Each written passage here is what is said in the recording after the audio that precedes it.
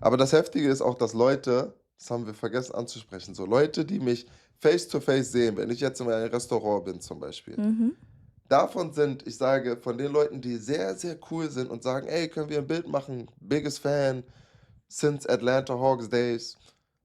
Da sind Leute von 10% easy, die dann aber zu unserem Profil gehen und dann etwas schreiben, was negativ ist. Aber du weißt doch, wie das ist, auch wenn du diese Negativkommentare bekommst, Mhm, wenn du sie ignorierst, so die würden, glaube ich, die ganze Zeit weiter haten, aber wenn du dann was dazu sagst, mhm. dann würden sie sagen, weiß nicht, dann Oder entschuldigen sagen sie sie: sich und „Oh, dann sagen sie sorry." so: „Ja, eigentlich bin ich ja voll der Fan und eigentlich dies und das", nachdem sie eigentlich voll dann aber Scheiße gelabert haben, so, Das ne? stimmt, das haben wir ja Das auch ist schon auch mal gemacht. Phänomen. Also, wollten wir eigentlich 'n YouTube-Video draus machen, Ja, aber im Endeffekt ist ja, weil warum denen Aufmerksamkeit schenken, das noch rausbringen bei YouTube, aber die Leute, die haben halt diese sogenannten Social-Media-Eier. ja. So, die haben Eier, wenn man nicht vor einem steht und die können was schreiben und keiner kann mich, weißt du, kann mir was antun.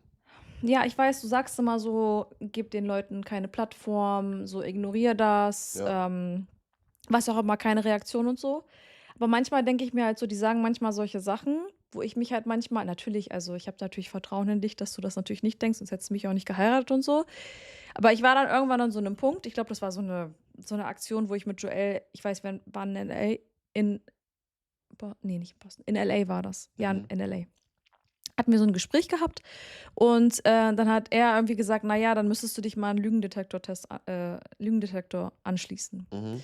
dann fand ich das ja irgendwie so witzig, da habe ich gesagt so: „Ja, eigentlich müsste man das ja mal machen." Und dann habe ich's ja auch tatsächlich gemacht, habe ja jemanden Mhm. rausgesucht, bin mit Joel hingegangen und habe mich anschließen lassen und habe halt all diese Dinge, die mir immer vorgeworfen werden, Mhm. habe ich mich ja fragen lassen. Also, da hat er mich ja gefragt, ob ich, nur wegen des Geldes da bin, ob ich dich halt eben wirklich liebe. Also, tausend solche Fragen hat er mir halt eben gestellt. Ja. Und, und dann hat man das gemacht und das Da hat ist es einfach gar trotzdem nichts nicht so. bewirkt. Ja, Genau, null. gar nichts, Deswegen, ja. man kann den Leuten nicht das geben, was sie schreiben, was sie sehen wollen, Mhm.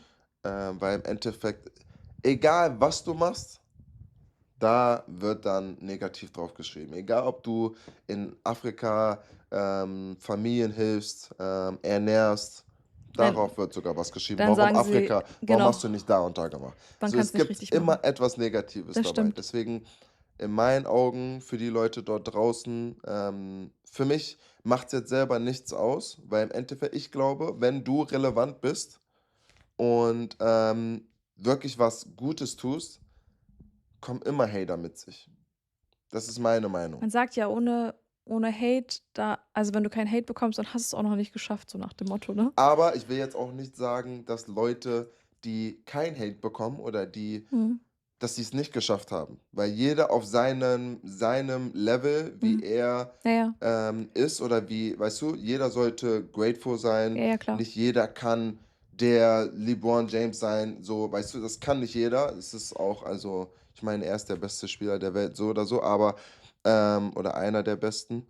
Aber jeder, wie er seine Vision selber sieht und wie er also im Leben steht, sollte das dann halt auch so akzeptieren, so, weißt du? Und, deswegen ist das, ja immer ganz, ganz, lustig, darüber nachzudenken. Eigentlich ja.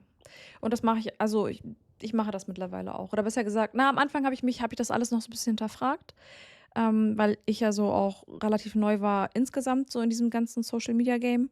Aber ich habe auf jeden Fall sehr, sehr schnell gelernt, was du ja auch immer mir gesagt hast: „Hör nicht drauf, lies das gar nicht am besten, interessiere dich dafür nicht." Und jede Form von Reaktion ist ja eigentlich auch dann immer nur Genugtuung für die. Mhm.